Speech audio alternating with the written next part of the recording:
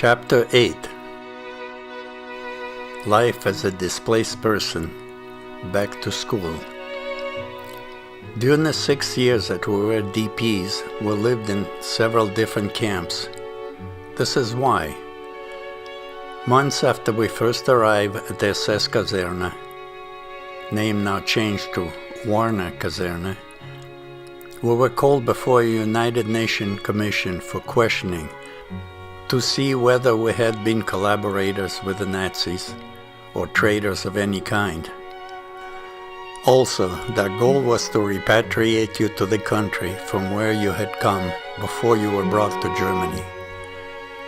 They were going to send us back to France, but France had a communist-leaning government at that time.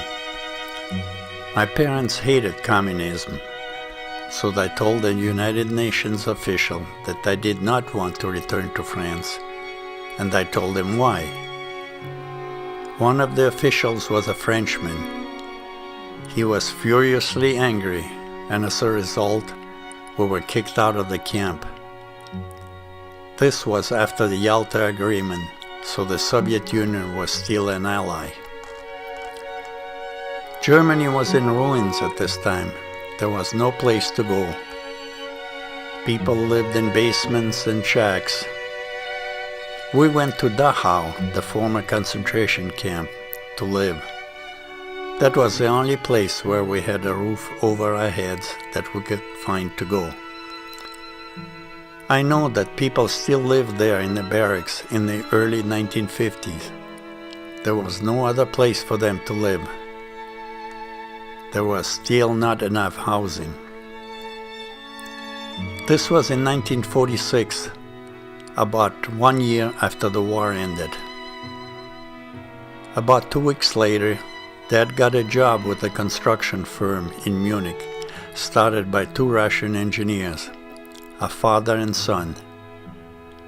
Their last name was Chernyshov. The son's first name was Nikolai. These engineers got permission to use the former German prisoner of war camp on the north side of Munich on Hanauer Strasse as a base of operation. It was small. There were about 12 barracks. Now we were allowed to live there. Now we had 2 small rooms to live in. A couple hundred people actually lived in those few barracks. The majority were Russian, but not all worked for the construction firm. We turned one of the barracks into a church. Here people are leaving church on a Sunday morning on Hanauer Strasse. A Russian Orthodox priest would come from Munich for the service. Notice that people are walking in the middle of the road. One motorcycle is visible, but there were hardly any vehicle of any kind, and the average person could not even get gasoline. People traded or bought used clothing. Nothing else was available to buy. The camp was in bad shape when we first got there. Black marketeers had taken it over. They were a rowdy bunch. These were mostly DPs and maybe some Germans. These were the big boys that were dealing in huge amount of goods, often goods that were stolen. This was illegal. The German police were unarmed at this time, but on one occasion, when all the black marketeers were there, the good DPs informed the German police. They came in large numbers and arrested the black marketeers and took the goods away. While living here on Hanauer Strasse, I made a homemade bicycle. Somewhere I found 2 wheels for it, but the tires were really bad, and you could not get tires. After we helped the German police clean up the black marketeers, one day a German detective came. He saw my bike and saw how bad my tires were. He said he would bring me some tires. A few days later he did. he brought me 2 brand new tires. Here I am riding that homemade bike on the Autobahn. There was no civilian traffic because there was no gasoline. This was 1947. Here I was traveling to Augsburg from Munich and back, a 62-mile round trip. Some DPs had lived in our same room when we lived at the Warner Kaserne were being taken to Augsburg for processing for immigration to Belgium. I went to say goodbye before they left for Belgium by train. They worked in the mines in Belgium. They were not happy there and eventually immigrated to Australia. Here's a picture of me with our son. When we were forced to leave Warner Kaserne, we had lost our immigrant status and all right to immigration and everything. We were forced to live on the German economy and were giving German ration coupons to buy food. In a DP camp we had been issued food. Here we had to buy our own and find it. That was the hard part. You spend a lot of time hunting for food. It was very scarce. Dad had a suit that he had saved through all the chaos. I remember one time Dad traded that suit to a farmer for a bag of potatoes. Eventually the camp on Hanauer Strasse was cleaned up and it was a nice, peaceful place after that.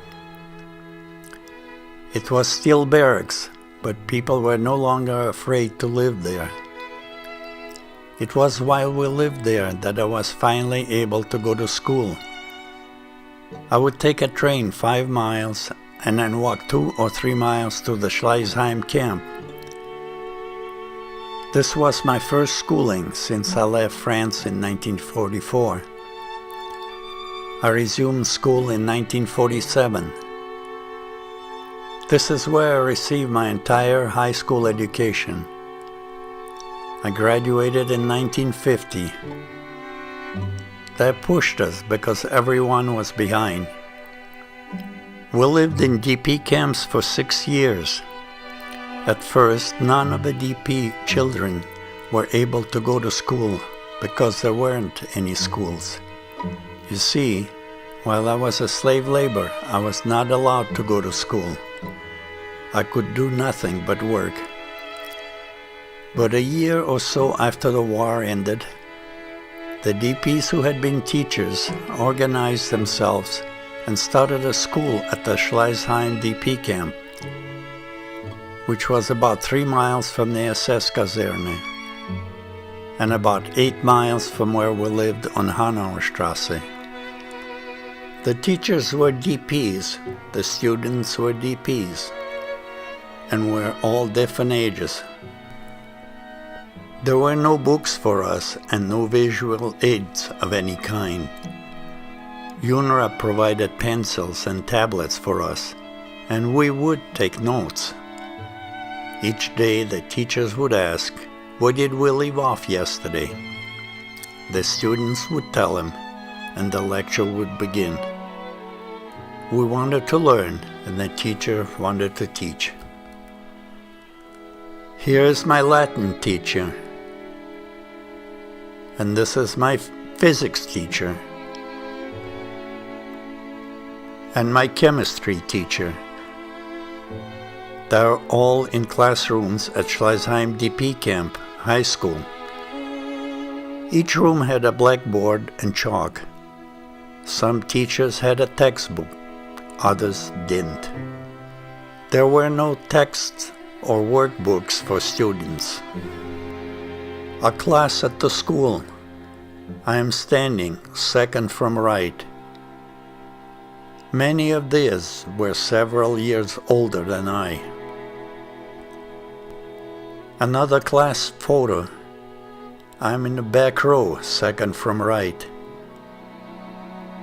There were 8 in my graduating class. As far as I know, all of these students eventually immigrated. Some went to Australia, Venezuela, Morocco, and the lucky ones to America, where everyone wanted to go most of all. Most of the faculty at Schleissheim DP Camp High School. Seated from left, science teacher, principal and history teacher, and the bishop, who was not on the faculty, wife of principal and German teacher, and Latin teacher. Standing from left, geography teacher, me, a student, chemistry teacher, a student, physics teacher, a student, and the math teacher. All of the teachers and the bishop were also displaced persons and lived in a DP camp. I know the principal ended up in Los Angeles, and each week, each student was given one of those army bars of chocolate. It had been at least 4 years since I tasted chocolate, but I did not even eat them. I saved them. The big money in Germany after the war was chocolate, cigarettes, and coffee. If you had any of those three, you could trade for most anything. Here I am in front of a camp high school. The sign says Gymnasium in Russian, which means high school in German. There were no gym. One class at the high school. I'm top row, farthest left. This is probably 1948. I was 17 years old. When the school started, there were more kids, but many of them were allowed to immigrate before they graduated. By the time it was time for my graduation, there were only 8 kids left in our class. Me standing in the snow in front of a high school.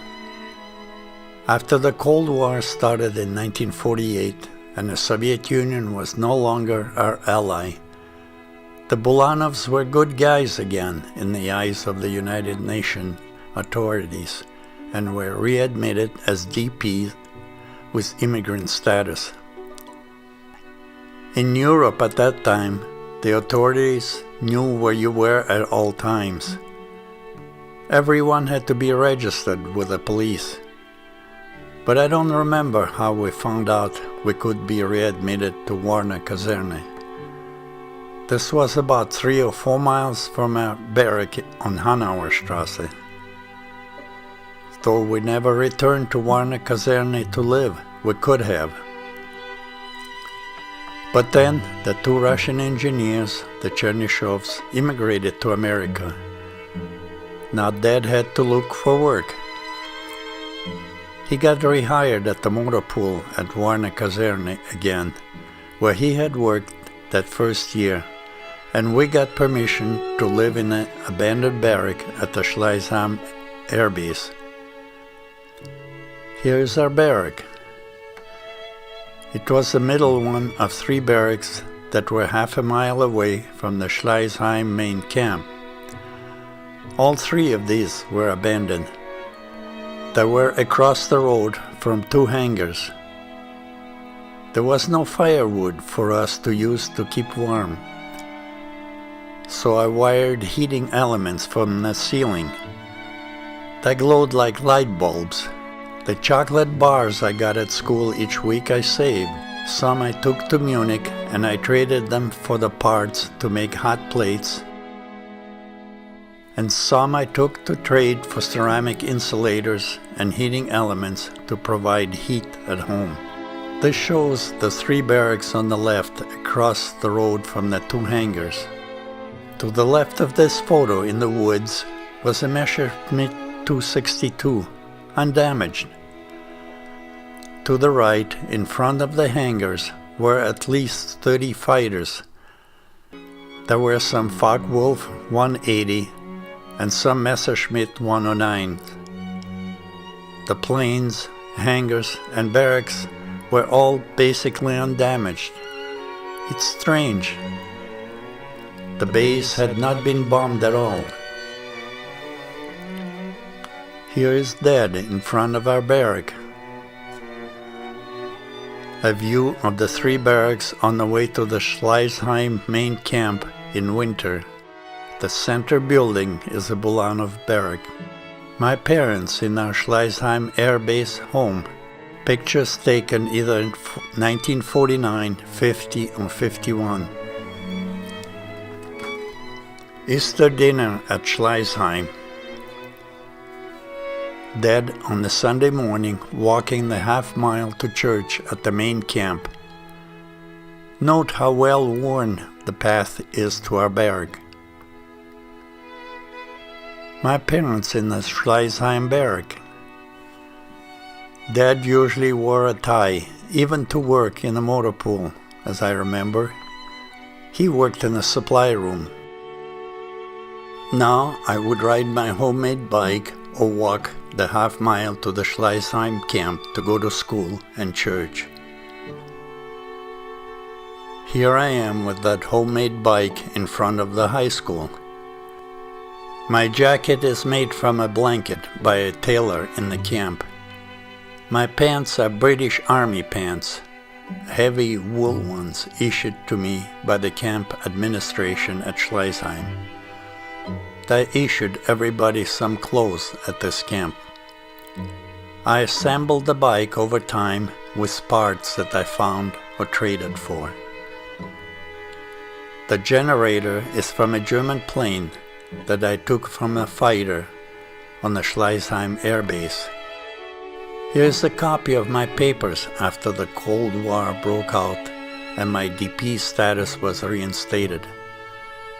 Because Dad was working at the motor pool at Warner Kaserne, we were now considered residents of Warner Kaserne, even though we were living in this abandoned barracks at the Schleissheim Air Base. I was 16 years old. Now the DP camps came under control of the IRO, the International Refugee Organization. Issued food was greatly reduced, but there was still more than enough compared to what we could find on the German economy. Now families had to do their own cooking. They cooked food on small wood stoves or on electric hot plates in their rooms. Wood needed to be gathered in nearby forest, but it became very scarce because of the number of families gathering it. You couldn't buy hot plates. I started making them out of discarded truck air filters that I would find in the military dumps, and I would trade the ceramic plate and heating element at the German store in Munich for the chocolate bar I had saved from school. They wouldn't sell these ceramic plates or heating elements for money, but with money and chocolate I could get them. I made dozens over the years, and I couldn't make them fast enough. I had trouble finding enough filters for all the people that wanted them. I would sell one of those homemade hot plates for 50 marks. That was about a week's salary for a worker. Dad was making 220 marks a month at that time. Of course, there was still nothing to buy. While I lived in Schleissheim at the airbase, I made this homemade scooter. I made most of the parts while I was still in school, but I didn't finish it until after I graduated. These are more pictures of my years in high school. Left is a group of some of the students and some of the teachers. That's me sitting on the far right. Some of the students and faculty in front of a camp church. And some of the students and faculty in the forest outside of camp. The forest was pine trees. We were not allowed to cut down a tree. It was government forest. And raw pine wood would not burn well anyway. One day, a reporter came to our camp from a New York paper. He was writing an article for his newspaper about life in the DP camps. He came to our school there in the camp and took a picture of my class. That half of a head in the upper left of a picture is me. About a month later, one day, I got called out of class and I was told to immediately go to the camp administration office. This was about a quarter mile away. As I walked over there, I could not understand what was going on or why I was being called here. When I got to the office, I saw 2 American military police cars parked out in front. We never saw American military in the camp. I couldn't imagine why they were there. I went into the office and there were 3 American civilians and 3 American military police. They asked me questions about my age and where I had been before the war ended. They all kept looking carefully at me. Then they told me why they were there. They showed me this picture and then this letter, explaining that a woman in New York recognized me on this picture, which was cut out of the newspaper, as her son who had been missing in action during World War II.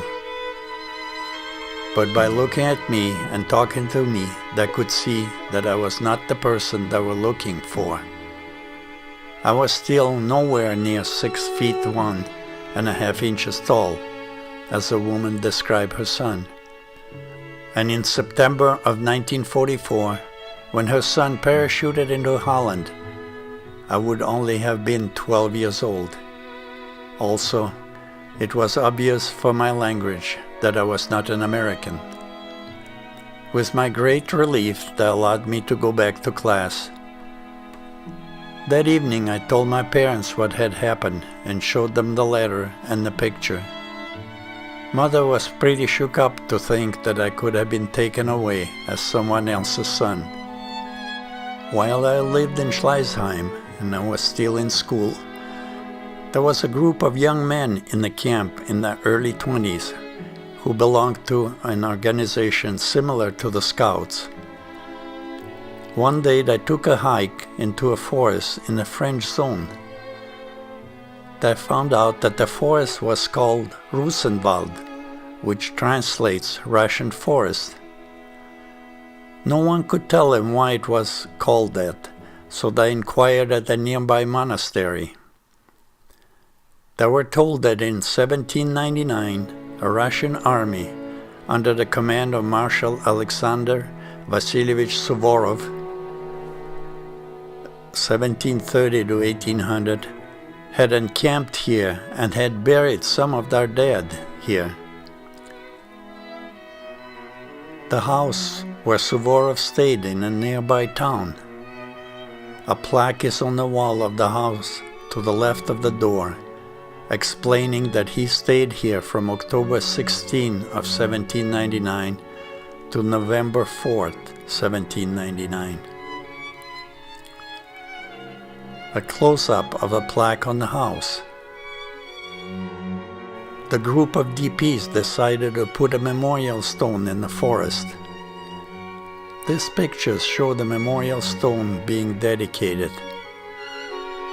Marshal Sovorov was a very famous marshal in Russian history. He had a reputation for never losing his battles. Imagine, he marched through all of Europe with his army. Every Russian knows Marshal Sovorov and has learned about his feats of bravery in school. He was not physically big, but he was a good leader. There is a story that had been passed down over the generations about him. During the night, while he and his men were encamped, the packed donkeys kept braying and not allowing him to sleep. He called one of his aides and asked him to do something about them. Soon it was dead quiet. The next morning, Sovorov asked his aide what he had done. The aide responded that he noticed whenever the donkeys were braying, their tails went up. So he tied a rock to each of their tails. I graduated from high school in 1950. There were 8 in my graduating class. These are some of the members of my class.